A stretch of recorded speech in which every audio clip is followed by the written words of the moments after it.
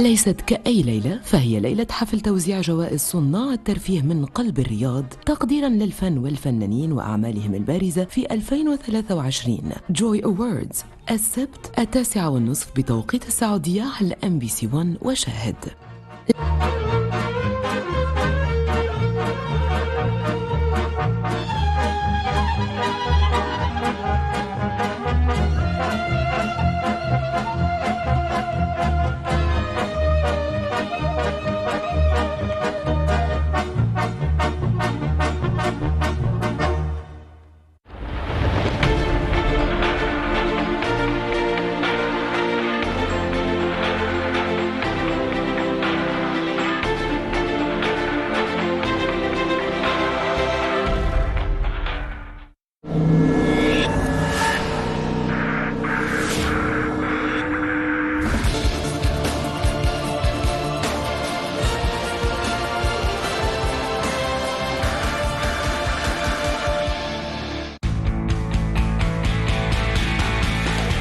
Welcome to Making the Movies. We've got plenty of cool stuff coming up as we look back at the magnificent Everything Everywhere All at Once. Check out the Looney Tunes adventure Space Jam: A New Legacy and examine the DC superhero flick The Flash. But first, all the cinematic universes. Hollywood has been drowning us in verses the past couple of years. It started with different universes, aka the multiverse, but by now we have the Spider-Verse, the Arrowverse, Warner Brothers Serververse, the Metaverse, the Marvel Cinematic Universe, the DC Extended Universe. You get the point. Especially for superheroes, this has become the golden standard. They only have to sneeze a bit louder than normal and they're in a different universe already. However, the idea of the multiverse is older than the current golden age of superheroes, and titles like The One, The Butterfly Effect, Space Jam, and even The Matrix already embraced the idea way back when. The title that started the hype is 2016's Doctor Strange. And action! This was the first time audiences were introduced to the idea of a multiverse within the Marvel Cinematic Universe. This title is part of the studio's Phase 3, and later installments start to see the characters visiting different dimensions more often. Then in 2021, Phase 4 began, and the hero started to jump from one universe to the next as if it's the most common thing in the world. Phases 4, 5, and 6 are known as the Multiverse Saga, so Marvel really is all in. The first two took place in San Francisco, but now we were going to be able to create the entire quantum realm. And that was something that really, really appealed to me and felt like a logical progression to these movies. Marvel's heroes were always linked to each other, but with the introduction of the multiverse, they can just pop up in each other's movies all the time. Audiences can expect anything to happen. It's one big happy family, and that feeling extends off-screen too.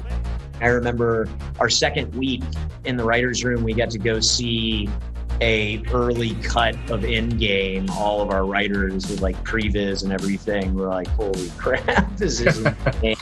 And then the WandaVision writer's room, we shared, they were literally right next door to us. And so you feel like you're part of this family, getting to tell these amazing stories. At the same time, the charge is always like, make your thing the best thing. And then naturally, it's remarkable how they find their ways into interconnectivity and all that. Due to the MCU having massive success with their multiverse, other studios are following suit. Let's face it, they all sit and dream about that Marvel money. Sony now has the Spider-Verse, and DC the DC Extended Universe. Also, non-superhero movies are joining the bandwagon, with especially Everything Everywhere All at Once being one of the best multiverse movies to date. It won just about every award out there, including 7 Oscars. And it's impressive how they made a small-budget indie flick that touches on heavy topics like acceptance and mental health issues using the multiverse as a tool. We wanted to be able to end up in a warm embrace at the end of it, even though it was all about chaos. And I think that we all do a job that drives eyes to a thing, right? We pull people's attention, and sometimes we do it nefariously, and that leads to problems with mental health. And sometimes we do it with beauty, and we want to instill a certain light, and we are drawing people towards a light. Okay, we've kind of established that the endless verses work and that cinema goers dig them. So what's the appeal? For hero flicks, they always seem to want to top the previous film. If the first time the world was saved, why not the whole universe in the sequel? Or multiple universes by part 3? If a studio keeps releasing as many movies as Marvel does, they have to stay original, and just saving Earth over and over can get repetitive. This is simply a way to up the stakes. Furthermore, the sky's the limit when it comes to different universes. Who knows what they look like? The only boundary is the writer's imagination. This grants filmmakers the most wonderful playground they can think of. Such films also heavily touch on the idea of what if. Take the 1998 romantic drama Sliding Doors, for instance. Here we see 2 timelines. One where Gwyneth Paltrow's character made a decision one way, and another where she chooses something else. That one call completely altered her life, but she has no idea. So we witness what actually happens and what could have happened. This film keeps it very small, but those life choices and the multiverse go hand in hand and are a recurring theme. And lastly, we have to mention that this is also a logical way for studios to capitalize on their IPs. That might make it sound like a cheap cash grab, but there is a bit more to it. Instead of seeing sequel number 13 of a character, they're now given crossovers to keep it fresh. Just think of the Alien vs. Predator films. Or how about the Lego Movie, where Gandalf, Han Solo, and Batman live in the same universe. For the second installment, they even added non-Warner Brothers properties. The real heroes of this movie are the lawyers. It's true. Who allowed us to get a lot of great unsung heroes. A lot of great figures mashed up together that in ways you would never see before. We wonder how long the multiverse craze will continue, but something tells us the end is not even in sight just yet.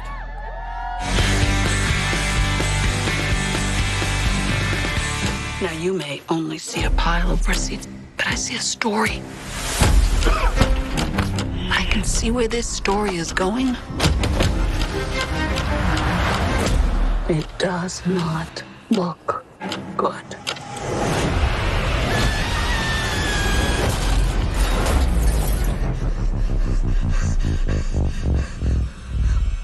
What's happening?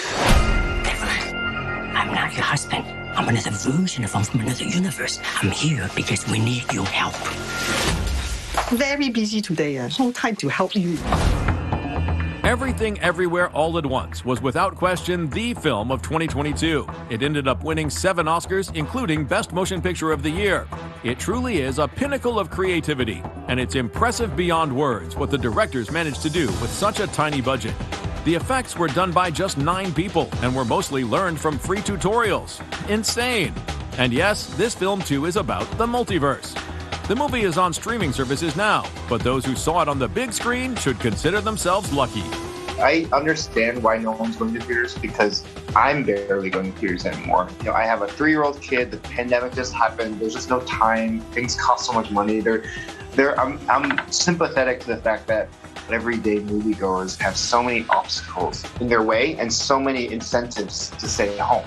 And so this film, in some ways, was us trying to adapt to this feeling that we hadn't put into words, but we could feel. The movies that we're making aren't pulling people into theaters unless they're a big blockbuster film. And so we were like, can we make a movie that is just as personal, just as risky as the films we love, or can we wrap it up in action and sci-fi and this blockbuster veneer in a way that could give people a little bit of everything? You know, it was like engineered to be seen in the theater. So we're over the moon. Of all the places I could be, I just wanted to share with you. In essence, this is a low-budget art house film, but it's done in such a unique way, with such fast editing, that it feels like a big blockbuster. And I hope that people enjoy the uncomfortable and the sad parts of our movie just as much as they enjoy the punching and kicking and loud stuff, and that it reminds folks that art house films are very fun in a theater, that it just sitting alone and going through a unique journey with strangers is that's the magic of it. Anyway, I'm so glad theaters didn't die and that we could play a small part in keeping them alive. Remember our mission concerning the fate of every single world of our infinite multiverse. There is no way I am the Evelyn you are looking for. In any case, the filmmakers had a feeling that the world was ready for a movie like this. one that puts a smile on your face while at the same time makes you grab for the nearest box of tissues. But I'm so glad the timing could not have been better. This feels like the exact story that people kind of want right now in this moment. Like this strange catharsis that has been, I don't know, happening at these screenings. You know, we go to Q&As and we just see people leaving just like in tears, and it's like, what is happening? Like it's everything you want out of a response from as a filmmaker. Like, we're so over the moon, but I think some of it is because the movie is and waited. Out of all the multiverse movies, this one is the best, hands down, period. In case you haven't seen it already, we think it's an absolute must-watch.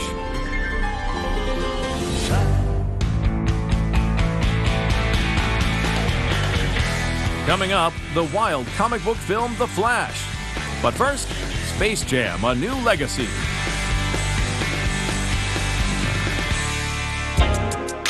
Space Jam was released back in 1996 and saw basketball superstar Michael Jordan get transported into the world of the Looney Tunes. It was a big hit and became a cult classic. Then in 2021, exactly 25 years after the original, a sequel arrived, Space Jam: A New Legacy. This time, it's LeBron James's time to shine when an AI captures him and sends the athlete into the Warner Brothers serververse. This is a virtual reality in cyberspace that houses different worlds based on the studio's iconic intellectual properties. So there's a Game of Thrones world, a Matrix world, a Harry Potter world, and so on. The malicious software then sends James to Toon World, where the Looney Tunes live, and they team up for a very high-stakes basketball match. While the original was great, the new team did opt for some upgrades, since we don't live in the 90s anymore. It was wanting to bring it into a modern era, and also pay homage to the Looney Tunes as I remembered them, and attached to a global superstar like LeBron James. The prospect of a Space Jam sequel was exciting enough, but then when I actually got a chance to read the script, I said, oh my goodness, they have modernized this story perfectly. I was amazed. I was amazed. And then I said, oh, this is gonna be amazing. Some big-name stars were hired for the cartoon voice cast. The list includes the likes of Zendaya, Rosario Dawson, and Gabriel Iglesias as Speedy Gonzalez. Speedy Gonzalez is the fastest mouse in all Mexico. I've been Mexican my whole life, so it wasn't too hard to do a Mexican accent. It was pretty easy. I think Yosemite Sam would have been harder, but to do the Speedy voice was very easy. As it is, my voice is kind of already a little bit high, and then so you just take it up a few octaves, and before you know it, you're gonna be Speedy Gonzalez, the fastest mouse in all Mexico. Arriba!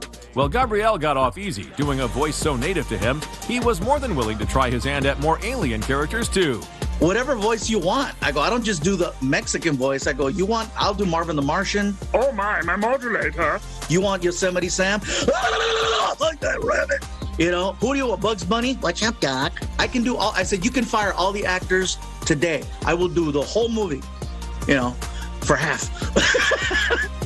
With Space Jam: A New Legacy being part of the Warner Brothers serververse, it's full of references to other films from the studio, which gives the movie another layer to enjoy. So if you plan on watching it, see if you can spot all the Easter eggs. Coming up, save the world with The Flash, and rank our favorite pre-MCU films about verses.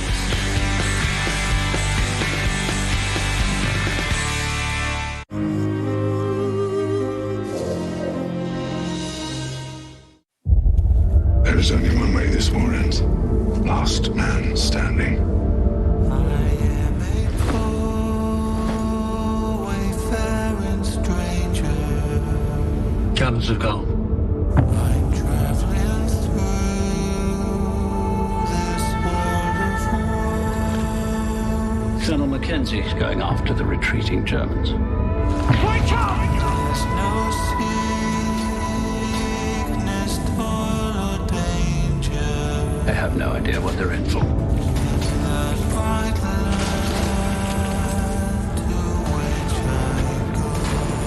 Deliver this to Colonel Mackenzie. It is a direct order to call off tomorrow morning's attack.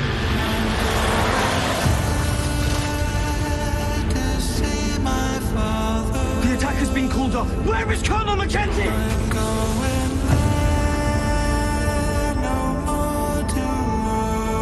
If you don't, we will lose 1,600 men, your brother among them. Where is Mackenzie? If you do manage to get to Colonel Mackenzie, make sure there are witnesses. They're direct orders, sir. I know. Some men just want the fight.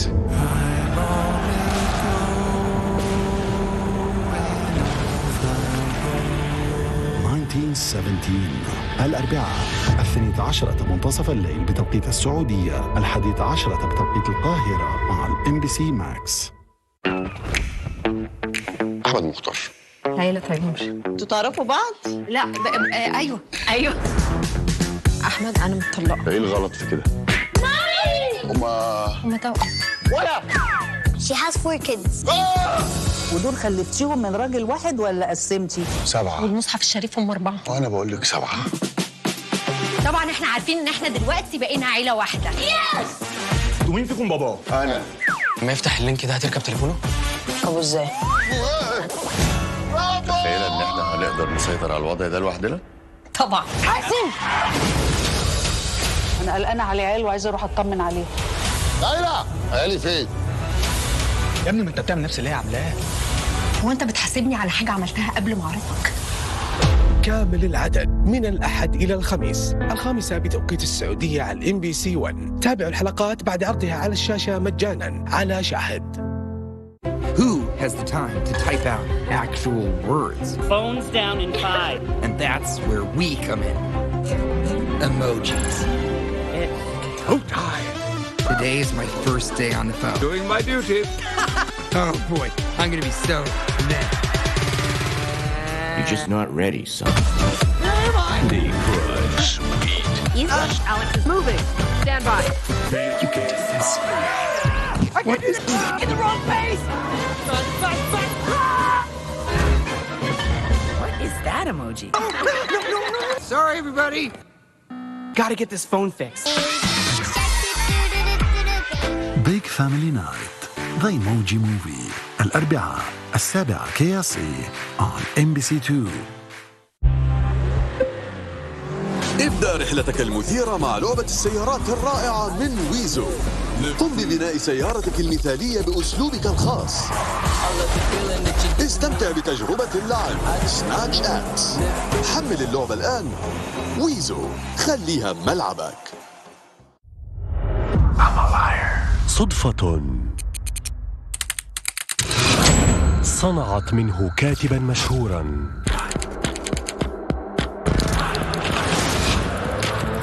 I would very much like to represent you and your work. فهل ستبقى الحقيقة بين السطور؟ These are my words. Did you write that? Well, of course I wrote that. برادلي كوبر. The Words الاثنين 10 بتوقيت السعودية 9 بتوقيت القاهرة على MBC Max.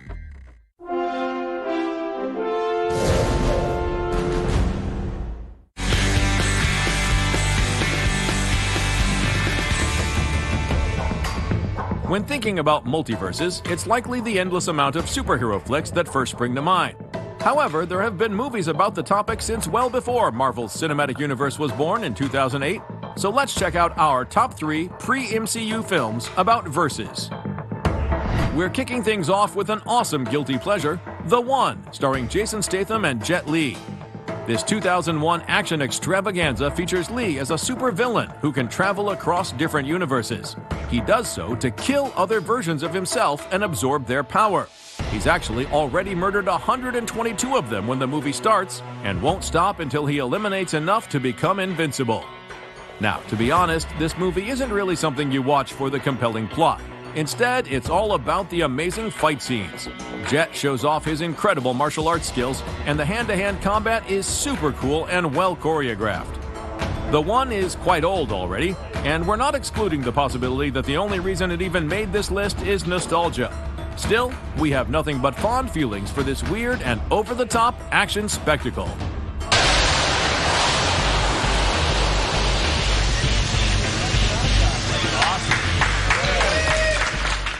Moving on to another golden oldie, Last Action Hero, which hit the big screen in 1993. This comedy is about a boy who's a massive fan of the ultimate action hero, Jack Slater, a role by Arnold Schwarzenegger. The kid magically gets teleported into one of Jack's movies and meets his idol, in the middle of a car chase, of course. The problem is that the picture's villain then escapes to the real world, so Arnie and the kid have to travel back and forth between the universes in order to stop the bad guy. This film often breaks the fourth wall, meaning that the line between the audience and the screen is blurred. Also, and this is the best aspect of the movie, the film world is full of pop culture references, but everything has been altered. This is an alternate reality after all. So for instance, here, Sylvester Stallone played the Terminator. Things like this essentially make the whole thing one big hilarious gimmick. The idea of Last Action Hero is to make a combination of like James Bond and the Raiders of the Lost Ark and a little bit of Terminator and the twins character and all this, and put it all into one movie and bring the ultimate of entertainment in as far as, you know, gigantic explosions in action and adventure and suspense and all this stuff, and at the same time great comedy, you know, because that's what the people want to see. And last of all, we've crowned The Matrix, the best pre-MCU movie dealing with the multiverse topic. This all-time classic is one of our favorite films ever made. Just looking at this behind-the-scenes footage makes us want to watch it again for the 30th time. The notion that this world is just one of many is realized by the protagonist, Mr. Anderson. He finds out that our current world isn't actually real, and that almost all of mankind is unknowingly plugged into a computer simulation. Once he's freed, he and his allies travel back and forth between these worlds in order to stop an all-powerful AI. As for this 4-time Oscar-winning movie, it's just flawless. Everything works in perfect harmony. Yes, there are jaw-dropping, gravity-defying action scenes, but they serve the super layered and compelling plot. There's never action for the sake of action. Then there's the style, the dialogue, the characters, the color grading, the outfits, the editing, the music, the one-liners. We really can't praise this masterpiece enough. 3, 2, 1, fire!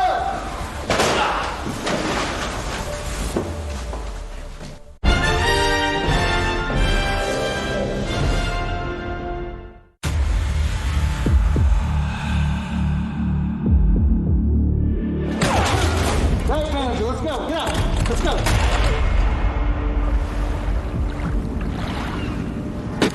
They got the money, now they have to clean it.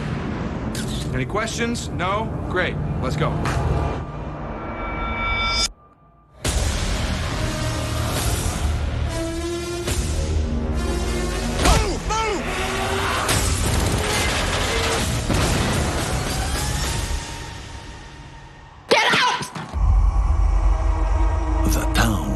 غدا 12 منتصف الليل بتوقيت السعودية، 11 بتوقيت القاهرة على MBC Max.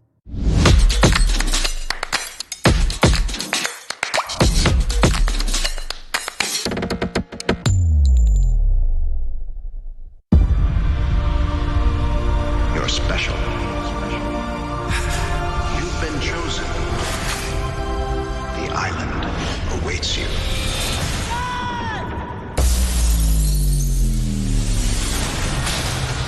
I think they're gonna kill you.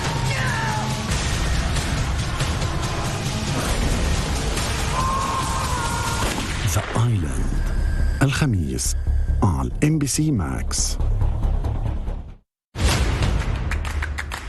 Nobody gets in a relationship. Nobody changes their status. راهنوا ألا يقعوا في الحب. Are you in? I'm in. لكن المفاجآت أكبر من التوقعات. What? You guys are in a relationship? What is going on? We weren't getting in relationships. That was the deal. You didn't tell him? I'm sorry. That awkward moment. الأربعاء 9 KSA على MBC 2. لأنه أحلامكم بتستحق. الحلم رجعت بموسم جديد. شاركونا أحلامكم وأمنياتكم لعام 2024 من خلال مشاركة، واحصلوا على فرص الفوز بحصة من أكثر من 3,800,000 دولار جوائز نقدية، وممكن تكونوا من الرابحين معنا. أحلامك كبيرة بس الربح أكبر. غير حياتك. لفرصة ربح أول $100,000 شارك عبر التطبيق أو أرسل كلمة حلم للرقم المرادف لبلدك بال2024. للمشاركة أرسل كلمة حلم دريم أو غاب على الأرقام المرادفة لبلدك. حمل التطبيق لفرصة ربح $5,000 إضافية أسبوعياً.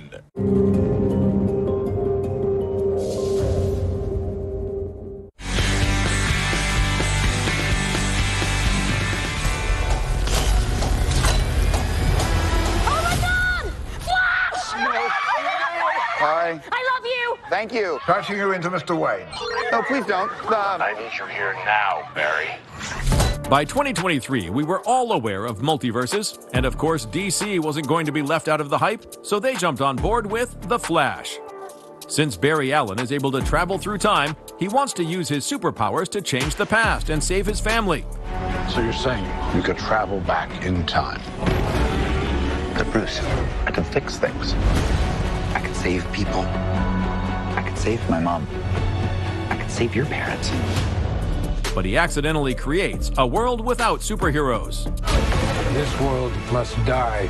No! The Flash is directed and produced by the siblings Andy and Barbara Muschietti, who were very excited to work on the project. Barry Allen is one of the most deeply human characters, superheroes. You know, of course, he has the superpowers that make him so special, but also he has deeply human traits. He suffered injustice in the flesh, and he's trying to cope with it. And the way that he copes with it is in spite of that taking a toll on him because of all the anxiety and the neurosis and everything. He's always tried to do the right thing and help people. I'm not gonna lose her again.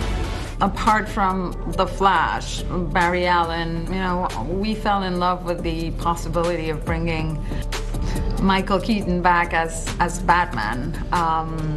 In Supergirl, creating a Supergirl that we could characterize from scratch. So it was a dream opportunity. My name is Kara. I will help you. Interesting group. Want some help? Wait, he's Batman? You want to get nuts? Let's get nuts. For both Barbara and Andy, it was a dream come true to bring Michael Keaton back as Batman, after he first appeared as the Caped Crusader in 1989's Batman, and once more for Batman Returns in 1992. It was incredible. We did, of course, all the work of wardrobe fittings and conversations about the character. So it was a slow burn, but when when Keaton finally showed up in the Batcave with the Batsuit in full glory, it was incredible. And he was touched too. Imagine after 30 years putting that suit on and just walking into this massive set of the Batcave, which we had created. It's the biggest Batcave that's ever been created, and this was for him, for the OG.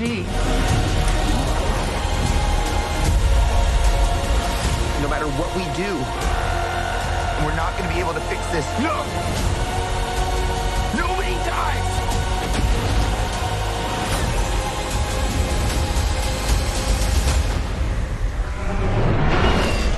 The Flash looks like a lot of fun, but what more can audiences expect? Well, I would say it's a big adventure with a heart, with a very big heart in the center of it. It has all the things that a superhero movie should have, but they're all rippled from a very strong emotional center, which is the story of Barry Allen and his mom. It's also, I think it's a lot of fun. Curious how DC deals with the multiverse concept? Then check out The Flash. You're strapped to your parachutes. Hey, where's yours?